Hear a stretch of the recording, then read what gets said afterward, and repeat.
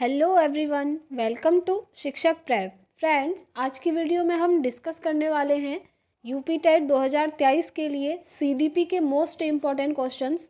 तो चलिए स्टार्ट करते हैं। ये हमारा प्रैक्टिस सेट 2 रहेगा। इससे पहले फर्स्ट प्रैक्टिस सेट हम कर चुके हैं।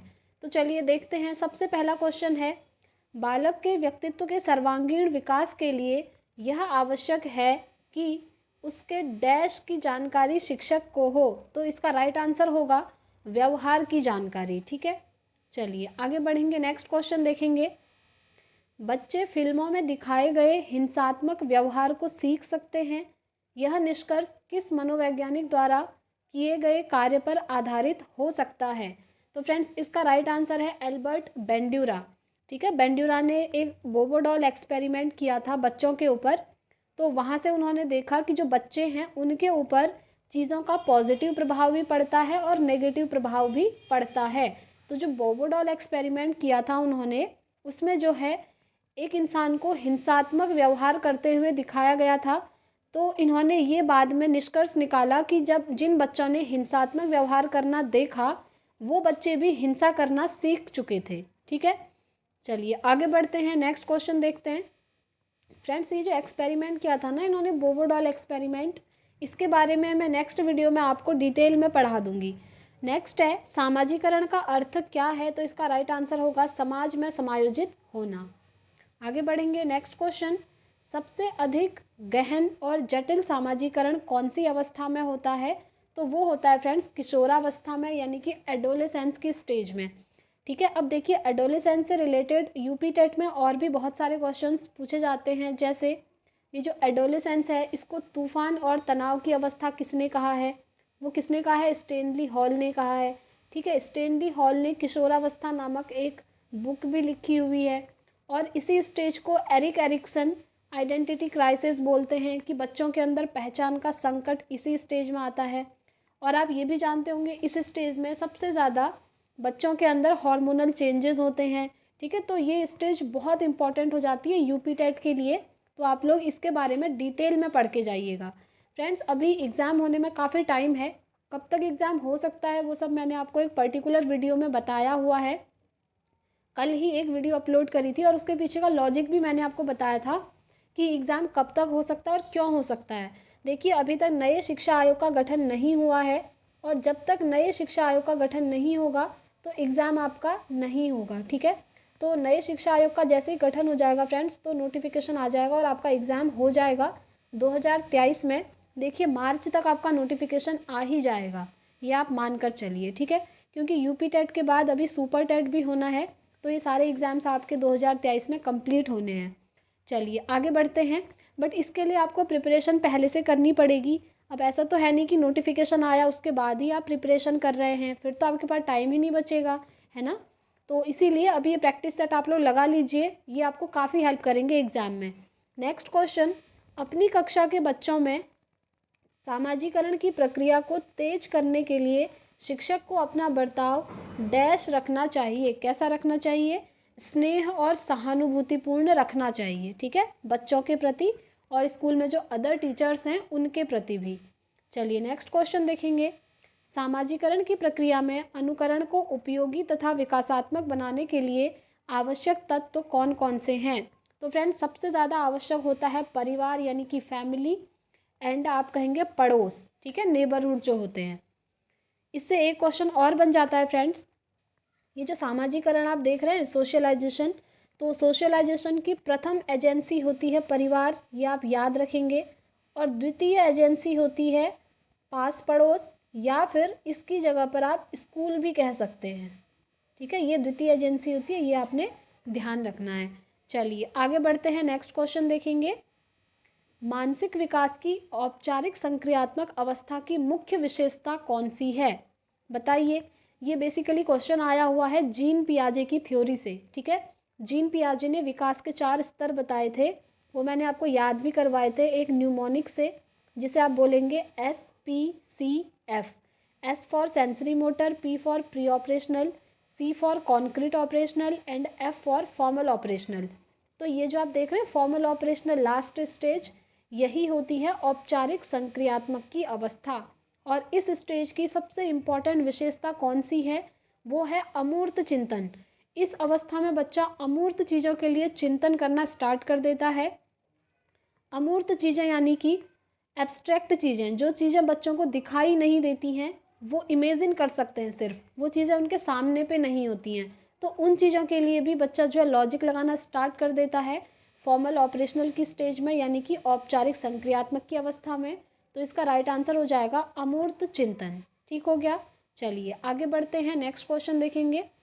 कोहलबर्ग के अनुसार सही और गलत के प्रश्न के बारे में निर्णय लेने में शामिल चिंतन प्रक्रिया को क्या कहा जाता है?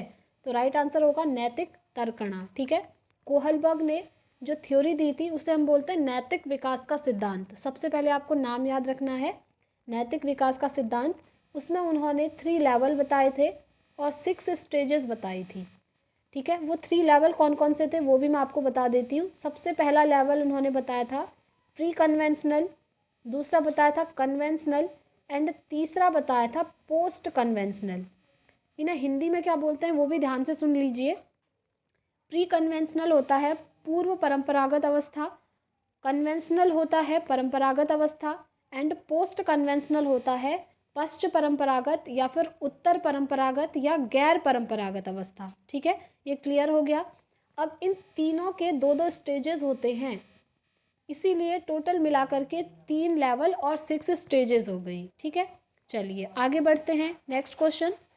पियाजे के अनुसार संज्ञानात्मक विकास के किस चरण पर बच्चा वस्तु स्थायित्व को प्रदर्शित करता है? देखिए, वस्तु स्थायित्व यानी कि ऑब्जेक्ट परमानेंस, तो ये आ जाता है फ्रेंड्स बच्चों के अंदर सेंसरी मोटर की स्टेज में, यानी कि संवेदी प्रेरक अवस्था में। ठीक है, यहाँ पर मूर्त संक्रियात्मक अवस्था लिखा है, ये गलत है, ये आंसर नहीं होगा। आंसर होगा सेंसरी मोटर की स्टेज में, यानी कि संवेदी प्रेरक अवस्था या गामक अवस्था भी इसको कहा जाता है।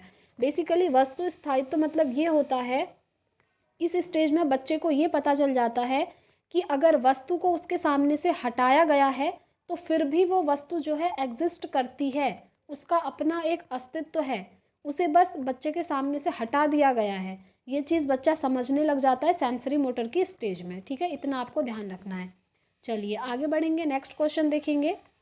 वह स्तर जिसमें बच्चा किसी वस्तु एवं घटना के बारे में तार्किक रूप से सोचना शुरू कर देता है।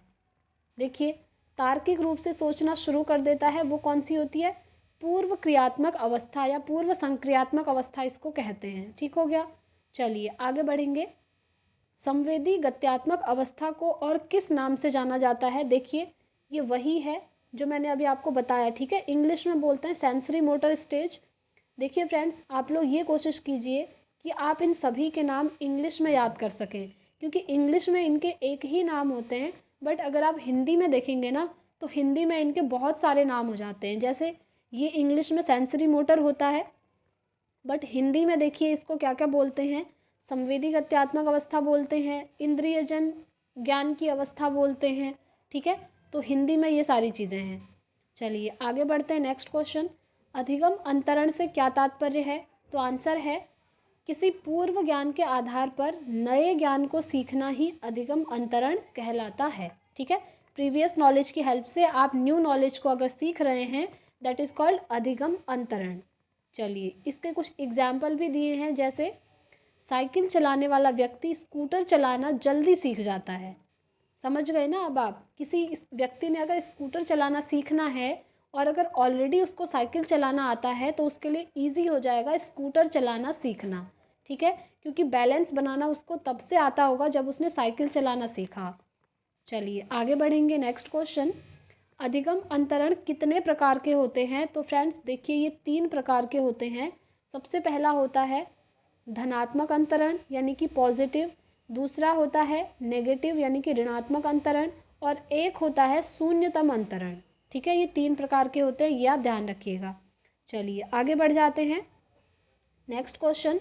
धनात्मक अंतरण कितने प्रकार के होते हैं? तो ये 3 प्रकार के होते हैं, क्षैतिज, समांतर, ऊर्ध्वज यानी कि लंबवत एंड द्विपार्श्विक।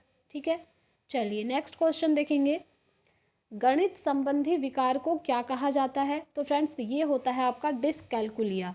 मैंने एक पर्टिकुलर वीडियो बनाई है अधिगम विकार करके, ठीक है, लर्निंग डिसेबिलिटी करके। उसके अंदर मैंने सारे अधिगम विकार समझाए हैं आपको। जैसे डिसकैलकुलिया होता है जब बच्चे को गणित में प्रॉब्लम आती है, कैलकुलेशन करने में या गणना करने में, ठीक है। ऐसे ही एक होता है आपका अफेजिया। अफेजिया होता है जब बच्चे को भाषा को समझने में प्रॉब्लम आती है, लैंग्वेज कॉम्प्रीहेंड करने में। ऐसे ही आपका एक होता है डिसलेक्सिया। डिसलेक्सिया होता है जब बच्चे को पढ़ने में प्रॉब्लम आ रही है, ठीक है। तो ऐसे बहुत सारे होते हैं, मैंने सब आपको करवाए हैं। आप चाहें तो वो वीडियो देख सकते हैं, उससे आपके सारे अधिगम विकार क्लियर हो जाएंगे। देखिए नेक्स्ट क्वेश्चन वही आ गया आपके सामने कि पढ़ने संबंधी विकार को क्या कहा जाता है। आंसर हो गया डिसलेक्सिया, ठीक है। तो फ्रेंड्स आज की वीडियो में हम इतना ही रखते हैं। ऐसे ही हम प्रैक्टिस सेट करते रहेंगे जब तक यूपी टेट का एग्ज़ाम होगा, तभी तक हम कंटिन्यू करेंगे। इस वीडियो से रिलेटेड अगर आपकी कोई भी क्वेरी है तो आप कमेंट बॉक्स पे कमेंट कीजिएगा, मैं आपको रिस्पॉन्स ज़रूर करूँगी। और फ्रेंड्स अगर आप चैनल पर नए हैं तो चैनल को सब्सक्राइब कर लीजिए ताकि ऐसे ही इंपॉर्टेंट वीडियोस की नोटिफिकेशंस आपको टाइम से मिल सकें। और फ्रेंड्स अगर आप में से कोई स्टूडेंट सीटेट की प्रिपरेशन करना चाहते हैं, जो अपकमिंग सीटेट आएगा, तो आप इस चैनल से जुड़ जाइएगा, क्योंकि सीटेट की प्रिपरेशन हमने ऑलरेडी भी करी हुई है और आने वाले सीटेट की प्रिपरेशन भी इस चैनल के माध्यम से आपको करवाई जाएगी बेस्ट तरीके से, ठीक है। और अगर सीटेट की बात करें फ्रेंड्स तो देखिए, या तो आपका एग्ज़ामिनेशन अब जुलाई में होगा या फिर दिसंबर में होगा, बट अभी कुछ नहीं कहा जा सकता कि एग्जैक्टली कब होगा, ठीक है। तो ये आप ध्यान रखिए, अगर जुलाई में एग्ज़ामिनेशन हो जाता है तो आपके पास बहुत कम टाइम है, आप लोग अपनी प्रिपरेशन टाइम से स्टार्ट कर दीजिए और इस चैनल के माध्यम से तो आपको करवाई जाएगी, ठीक है। तो फ्रेंड्स अब हम मिलते हैं नेक्स्ट वीडियो में, तब तक के लिए thank you, bye bye, take care, all the very best.